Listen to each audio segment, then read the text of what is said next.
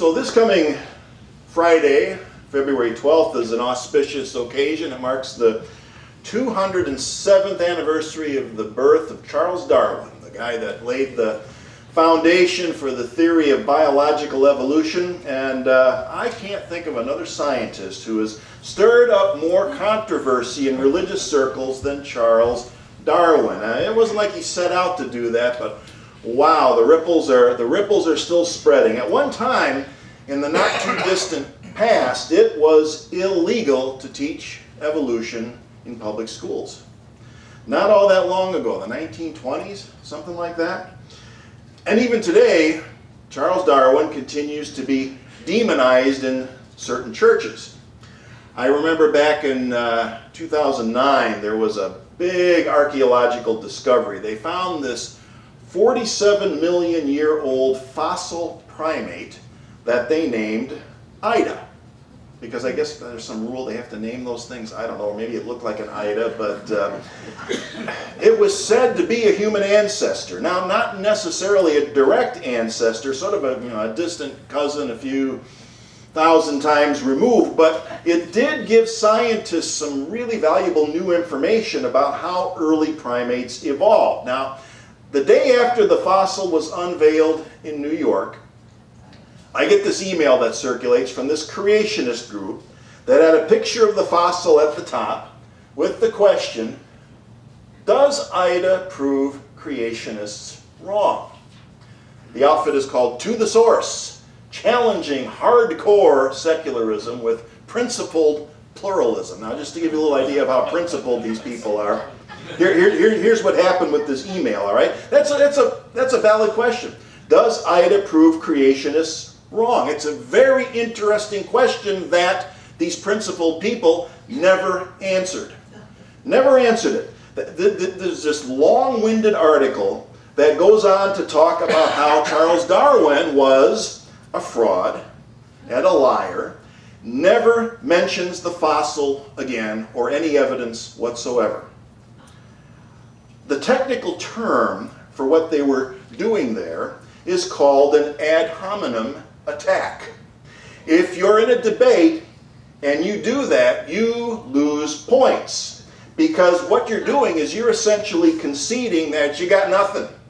You have no evidence to argue with, so you engage in a personal attack on your opponent, or you set up a straw man to act as your opponent and you beat up the straw man. That happens all the time in debates, but it's seldom that people get called on it. There's a similar thing that happens in law practice, which I learned back when I was doing trial work. I did trial work for 20 years, and we used to say, when the facts are on your side, pound on the facts. When the law is on your side, pound on the law. And when neither the facts nor the law is on your side, pound on the table. And there's a shorthand version of that which says that when you can't make sense, make noise. And y'all might be wondering, what was I doing getting emails and newsletters from a creationist group like this? You've heard the term opposition research? I consider it a part of my job to keep tabs on what groups like this are doing. It is sometimes a nasty and unpleasant process, but I do it so you don't have to. You're welcome. And I have to say that this one was a particularly despicable hatchet job. They tried to paint Darwin as the Antichrist, but he was actually a deeply, deeply spiritual person. One of his best biographers, a guy named James Moore, said this about Darwin's most famous book on the origin of species. He said, "The Origin of Species was the last great work in the history of science in which theology was an active ingredient." And Darwin, here's a guy, he hated slavery. He hated cruelty to animals. He would have been an animal rights activist today. And he writes this last line, or one of the lines in the last paragraph of his famous book on the origin of species. He says this: "There is grandeur in this view of life, with its several powers having been originally breathed into a few forms or into one, and that whilst this planet has gone cycling on according to the fixed law of gravity, from so simple a beginning, endless forms, most beautiful and most wonderful, have been and are being evolved. So for Darwin, the natural world reveals wonder and beauty and mystery, the wonders of spirit, really. And for creationists to engage in personal attacks like that is disgraceful. And the more they attack science, unfortunately for them, the more isolated, the more marginalized they become in these situations. That might be one of the reasons why there seems to be such an exodus from a lot of traditional Christian churches today because of that. So evolution marches on. From Darwin and biology, we've now made the leap to seeing and experiencing an evolutionary process that's at work at the level of human consciousness. It happens in terms of the way that we collectively copy and spread ideas. And these are ideas that, like it or not, are going to shape the quality of life in a much more immediate way than biological evolution. Biological evolution deals with human genetics, with genes. It's a slow process. But at the level of consciousness, well, it's all about the replication of something called memes. Biology deals with genes, consciousness deals with memes, and this is a process that can be fast as lightning. This word meme is interesting. You've probably been hearing it more and more and more in the last 10 or 15 years. It was a word that was coined by biologist Richard Dawkins in a book that he wrote back in 1976 called The Selfish Gene. The word meme comes from a Greek word, mimeme, which simply means something that is replicated or copied. That's all it means. So a meme is defined as a self-replicating idea, behavior, or style even, that spreads from person to person through a culture, and it spreads via human consciousness. That's how it works. One of the more interesting theories about memes is that they act like viruses. They act like viruses. They actually infect human beings and use human beings to replicate and spread. I think that's a pretty interesting metaphor, actually. Memes exist in order to replicate, survive, and evolve, because memes can be mutated. They can be changed slightly. They evolve. They change. They're infectious and they're parasitic. Human beings may create them, but after that, they do seem to have a life of their own. They hijack our brains, so to speak.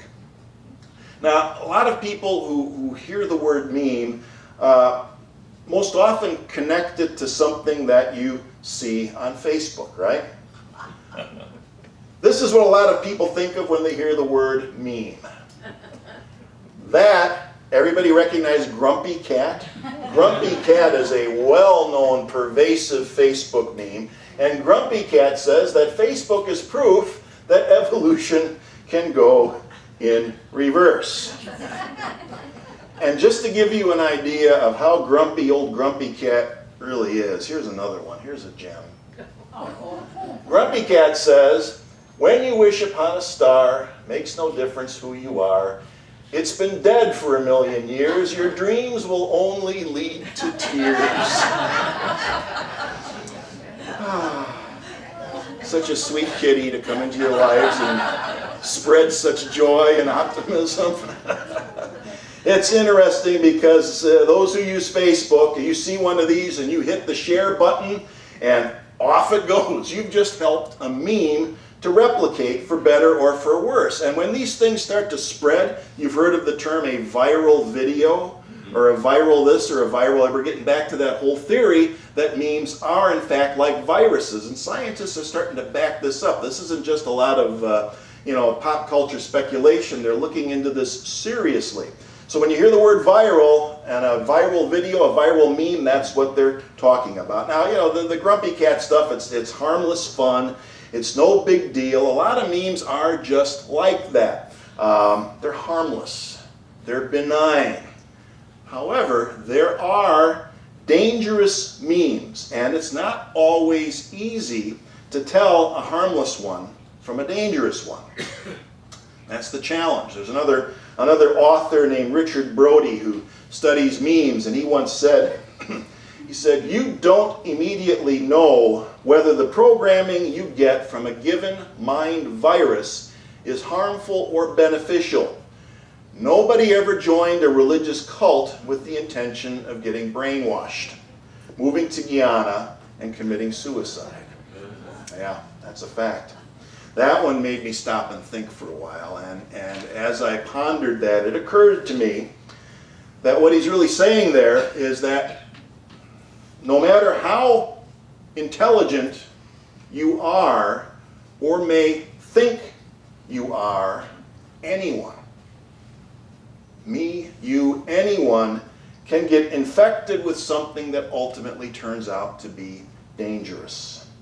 And even if you're able to identify a particular meme as being potentially dangerous, that won't prevent it from being replicated and spreading. Fortunately, most of us have healthy mental immune systems at work, the kind that will keep us from getting infected with some of the worst memes out there, but that alone isn't enough. I've talked on several occasions about how it seems like we're being programmed by our culture, and that is what's happening. So many attitudes, styles, buzzwords, talking points that we adopt and spread without really knowing or understanding why. It's not like we make a conscious decision, and now we're starting to learn how and why that happens. It's the memes. And there are scientists and other people studying them seriously now, and they're doing that in order to start giving us some degree of conscious control over this process. You know, we might think that, for example, advertising is the most skilled and devious at using memes to manipulate behavior. There's nothing compared to religion when it comes to using memes to manipulate and control behavior. If you're in doubt about the power of memes, and especially religious memes, consider this. Over here right now, how often in the last couple of years have we sat back and wondered what could possibly persuade a person to strap on a vest of explosives and become a suicide bomber? On the other hand, what about the people who bomb abortion clinics in this country, or who shoot people at a Planned Parenthood location? What is it that gets to them, that causes them to act in those ways? There are memes that take the form of very dangerous ideas, and there are memes, as we can see, the proof is out there, there are memes that some people are willing to die for. That's pretty dangerous. So consider this. The next time you hear someone say that the only way to stop a bad guy with a gun is a good guy with a gun, that's a meme at work.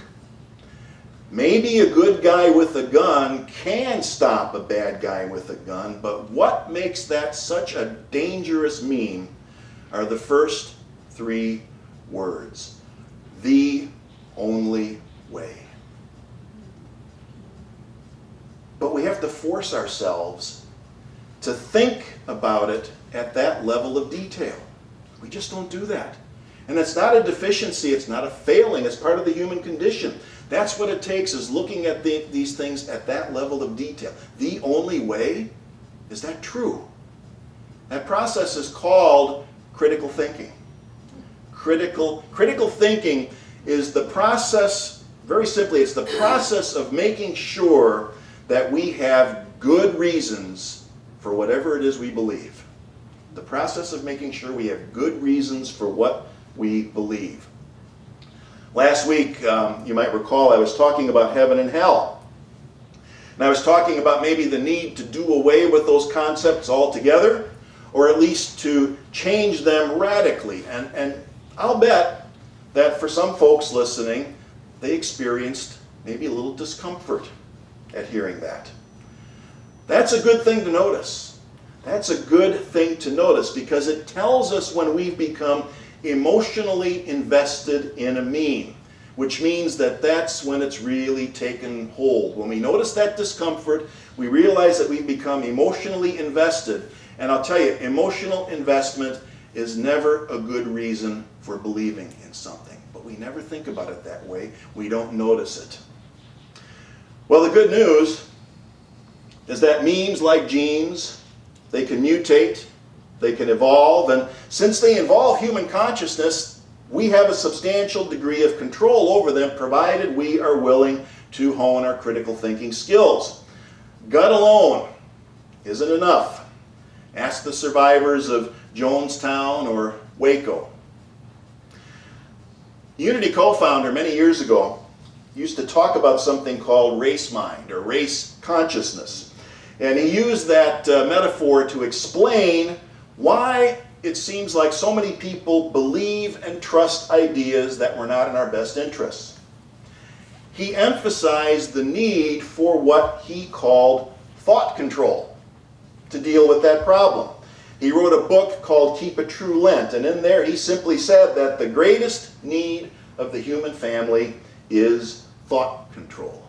Now we're not talking about, some Orwellian Big Brother dystopia. We're not talking about other people or things controlling our thoughts. He's talking about individuals stepping up and taking responsibility to control their own thoughts, or as Charles would put it, he would use the terminology exercising dominion and mastery over our thoughts. Now I'm sure that he didn't have memes and critical thinking in mind when he wrote that, but today they sound very similar. The greatest need of the human family is still thought control, and Charles considered this to be a spiritual crisis, even back then. So, not so coincidentally, this Wednesday is the first day of Lent.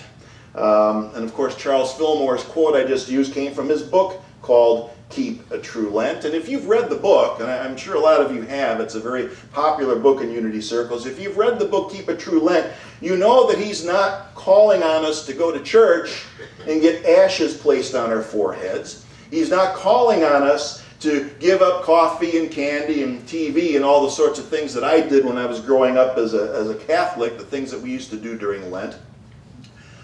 Charles liked to take these traditional ideas and these traditional rituals and turn them upside down. He was trying to get people to move beyond just going through the motions. He was trying to get people to make it about something practical. So in Keep a True Lent, he talks about giving up certain ways of thinking. Whether we call it error thinking or negative thinking, either way, it has to start with mindfulness. We have to be aware of what we're thinking, and then we have to challenge it if necessary, and then replace it with another thought. That's really the start of critical thinking.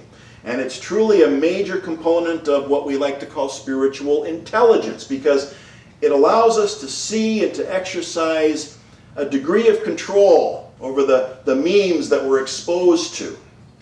This enables us to direct the evolution of culture, direct the evolution of consciousness, and we can do it to promote the greater good instead of just going along for the ride that's controlled by memes that simply don't care about us.